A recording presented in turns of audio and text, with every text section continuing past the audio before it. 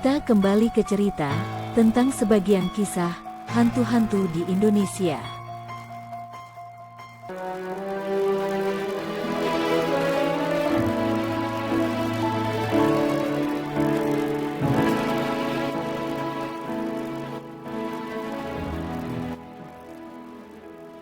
Indonesia adalah sebuah negara yang terdiri dari beribu-ribu pulau, yang masing-masing daerah mempunyai adat istiadat, bahasa, serta kepercayaan di daerah masing-masing.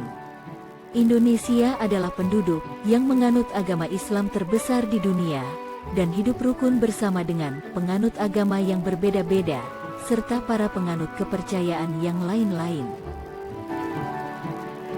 Karena banyak beragam budaya, serta kepercayaan di Indonesia, maka timbullah banyak cerita, mitos atau misteri, yang berbeda-beda di setiap daerah. Contoh yang lain dari mitos adalah soal cerita tentang hantu, setan, penunggu gaib, serta cerita-cerita keseraman makhluk-makhluk yang tidak kasat mata. Adapun sebelum era agama Islam, masyarakat sudah percaya ada makhluk-makhluk gaib yang baik, ataupun yang jahat, yang diyakinin sering membantu manusia, ataupun yang menakut-nakutin manusia. Hantu-hantu yang sering menyeramkan atau menakutkan masyarakat yang di setiap daerah ada julukan atau namanya.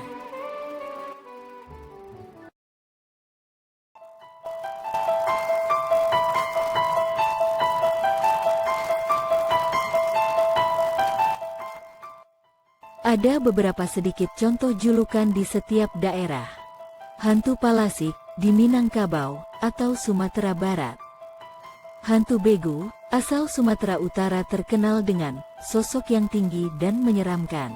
Hantu Air, yang terkenal dari deretan Sumatera bagian selatan, yang sebagian daerahnya terdiri dari sungai-sungai besar. Hantu Jurik, asal dari daerah Jawa Barat. Hantu Buto Hijau, Genderuwo, Banaspati, dan lain-lain terkenal di daerah Jawa. Hantu Kuyang, terkenal di daerah Kalimantan.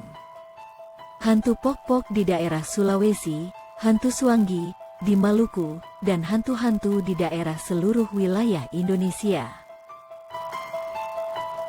Agama Islam mulai berkembang pesat di Indonesia, khususnya di daerah Jawa.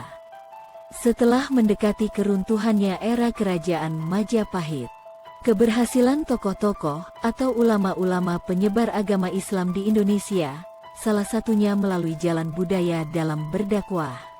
Menurut riwayat, sebagian ulama atau tokoh penyebar agama Islam, ada yang berasal dari negeri atau kerajaan Champa Islam dulu. Sekarang bekas wilayahnya berada di antara negara Vietnam atau Kamboja.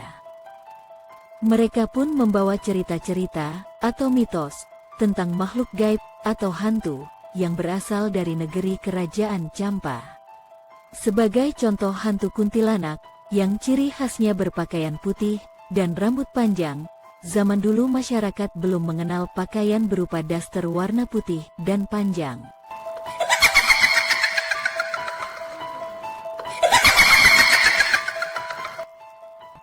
Hantu Tuyul, yang mitosnya suka mencuri uang, berwujud anak kecil, memakai celana seperti popok bayi.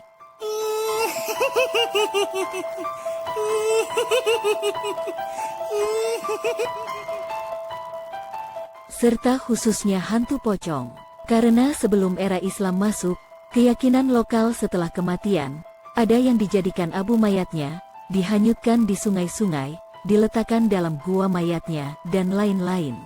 Tidak ada yang meninggal dikubur atau dipakaikan kain kafan putih pada mayatnya.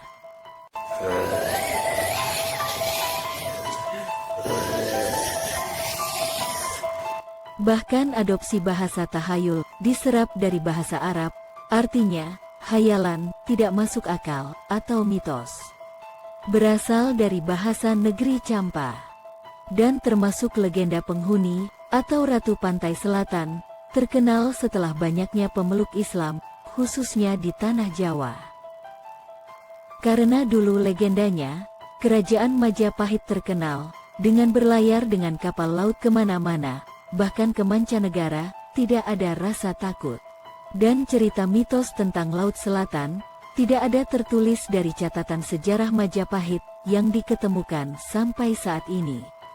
Bahkan di relief-relief candi pun belum diketemukan adanya mitos tokoh ini.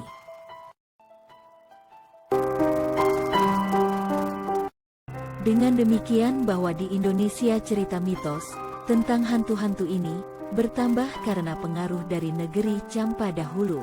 Hingga cerita hantu-hantu impor ini terkenal hingga sampai saat ini, dan banyak diangkat ke layar lebar atau film-film, dan dipublikasikan melalui media, bioskop, televisi, buku cerita, dan lain-lain. Hingga cerita hantu kuntilanak, tuyul dan pocong terkenal hampir di seluruh daerah Indonesia. Itulah sedikit cerita mitos atau misteri, khususnya tentang hantu-hantu di Indonesia. Semoga dapat menghibur. Terima kasih dan sampai jumpa kembali.